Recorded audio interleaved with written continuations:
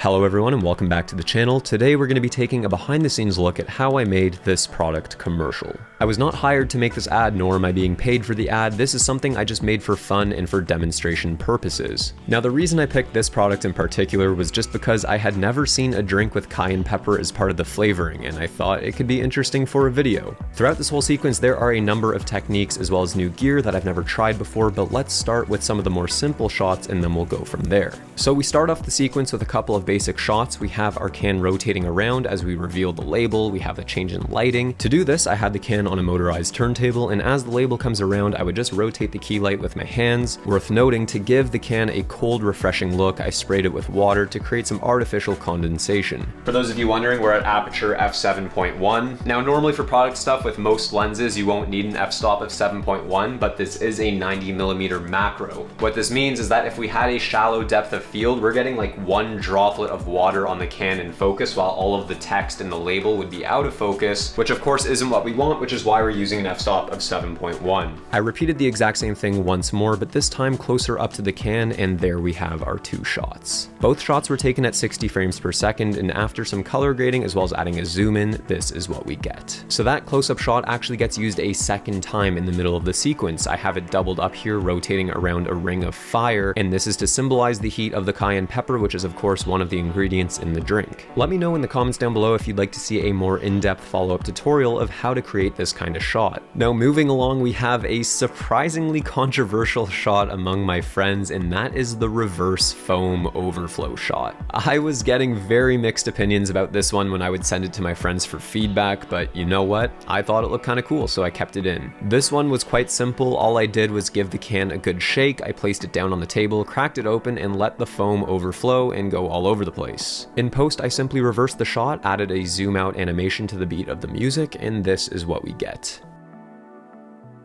For the final shot of the sequence, I used the same compositing technique from the vodka soda commercial I made a while back. We have three cans shot separately in front of a blue screen, and then I masked them into one shot. You can actually learn the basics of this kind of technique from a recent tutorial on my channel called Making a Boring Shot Way Better. Next up, we've got the flat lay shot of the can lying on a bed of lemon slices. This one is almost as straightforward as it looks. I sliced up a bunch of lemons, threw in a couple peppers in there with our can, and went to work handheld trying to get an interesting flyover kind of move with the 90mm macro lens. And I'm also adding in this light here on a nice warm hue to give it a little extra kick to make it look almost like a sunset. Now there's two things in editing that really make this shot work. The first is obviously stabilization. Without it, being smooth with a 90mm is insanely difficult, but in addition to that, I also added a little tilt move by adding some keyframes on the Y position at the start and end of the clip. And now it is time for the fish tank. We've got our lemons, we've got our peppers, we've got our can, we just gotta drop it all in the tank at once and hope for the best, right?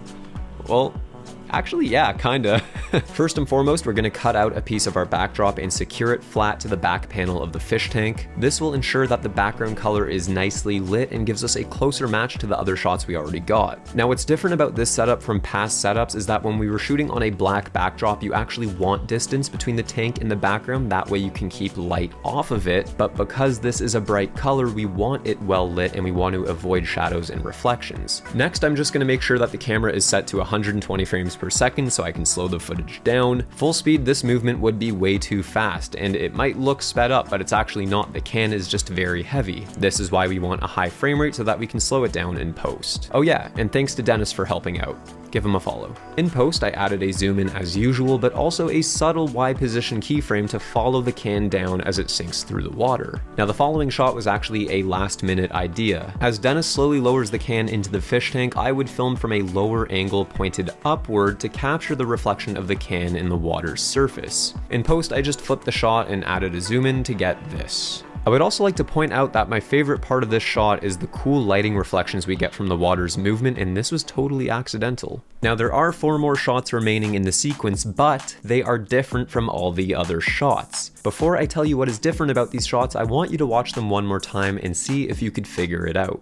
Now if you guessed that these 4 shots were taken on my new high-speed camera, you would be correct. Now you might be thinking, Daniel, what on earth is that monstrosity you call a camera? And long story short, it's a high-speed camera used for capturing slow motion, and let me tell you, it is not as easy as using any ordinary DSLR or mirrorless camera. I'm currently working on a video coming very soon all about this camera and how it works, so if you'd like to see that, make sure you're subscribed and turn on notifications so you don't miss it. For our top-down splash shot, Denis built a custom shallow version of a quote-unquote fish tank or tray using acrylic from the hardware store. He designed it specifically so that when it is fully filled, the water would just be covering the label of a can. That way, when you're filming or photographing products, you can control how deep in the water they're sitting with more flexibility for different camera angles. My good friends Denis and Aaron took the piece of blue paper from our backdrop and placed it underneath the tray, and then we proceeded to fill it up with that good H2O. One of the reasons we're filming outside is because the sun provided plenty of light for the slow-mo camera, but more than anything, it was basically the first day of the year where the weather was actually tolerable, so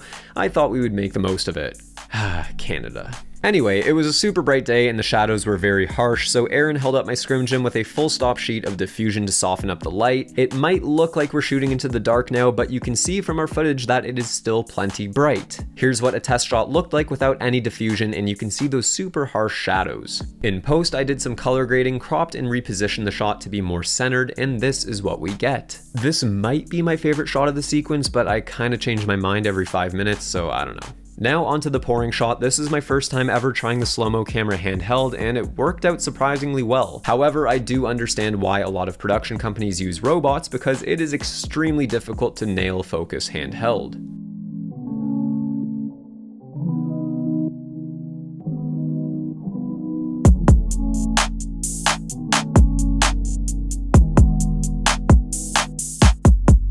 Next up, we have the shot where we toss some lemons and peppers into the air. Although it looks simple enough, this was surprisingly the most difficult shot to get in the whole sequence. It was extremely challenging to nail the focus distance when throwing everything up in the air, and getting the lighting just right to avoid harsh shadows and degraded quality was also a toughie. And finally, the last remaining shot, and I think this one might actually be my favorite, is the cheers shot of the two cans colliding into each other. Camera on the tripod, one can in each hand, and I just started going to town hitting the cans into each other until something looked good.